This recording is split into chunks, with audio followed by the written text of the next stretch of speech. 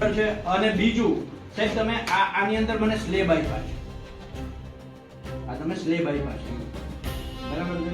આ સ્લેબ જે છે એ હું 100 યુનિટ વાપરું તો મારે 25 રૂપિયા ભરવાના, ઉદાહરણ તરીકે હું 101 થી 150 યુનિટ વાપરું તો મારે 35 રૂપિયા ભરવાના પર યુનિટ, એ પછી 100 પછી બરાબર છે। પછી હું 150 થી 200 યુનિટ વાપરું તો મારે 35 ના 40 ભરવાના બરાબર છે। આવો તમારો આ સ્લેબ યુનિટ છે બરાબર છે। આ જે છે એ તમે અમારી યારે કાયદેસર ચીટિંગ કરો છો।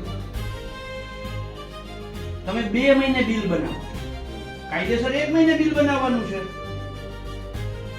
1 મહિને મારો 100 યુનિટ નો વપરાશ થાય, 2 મહિને મારો 250 યુનિટ નો વપરાશ થાય, એટલે મારા યુનિટ વધ્યા, યુનિટ નો જથ્થો વધ્યો, એટલે હું જે 25 રૂપિયા વાળા સ્લેબમાં હતો ત્યાંથી ડાયરેક્ટ 45 રૂપિયા વાળા સ્લેબમાં જતો રહ્યો।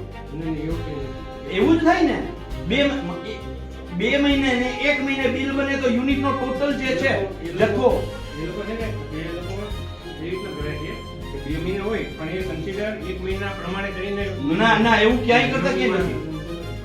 તો તમે દર મહિને બિલ શું કામ નથી બનાવતા? તો તમે દર મહિને બિલ શું કામ નથી બનાવતા? અમુક કેટેગરી છે એનું બાય મંથલી બને છે, અમુક મંથલી બને છે। હા પણ તો અમે 2 મહિને અમારું ઘર વપરાશનું બિલ 2 મહિને બનાવી અને આ સ્લેબમાં મારા બિલના ટોટલ યુનિટ વધે એવું તમે કરો છો, અને ટોટલ યુનિટ વધે એટલે મારો જે સ્લેબ છે સ્લેબ ચાર્જ ઉપર વયો ગયો। આ તો તમે અમારા ગ્રાહક અરે છેતરપિંડી કરો છો કાયદેસર। એનું તો કેવી રીતના ગણતરી કરે એવું તમને આપીશ તમને, અમારું છે કે આ જે તમે યુનિટ નું કહો ને બાય મંથલી ને મંથલી એ કન્સિડર કરવાથી કોઈ ફરક નથી પડતો। અરે ફરક તો પણ નથી પડતો તો મહિને ને મહિને બિલ બનાવો ને તમને શું કામ ભાઈ? તમે આનાથી 2 ફાયદા કરો। એક તો તમે એ કરો છો કે તમારા સ્લેબ ઉપર વયા જાય એટલે તમને વધારે પૈસા મળે, અને બીજું દર મહિને બિલ બનાવવાનો તમારો જે ખર્ચો છે એ 50% તમે ખર્ચો ટાળી નાખો છો।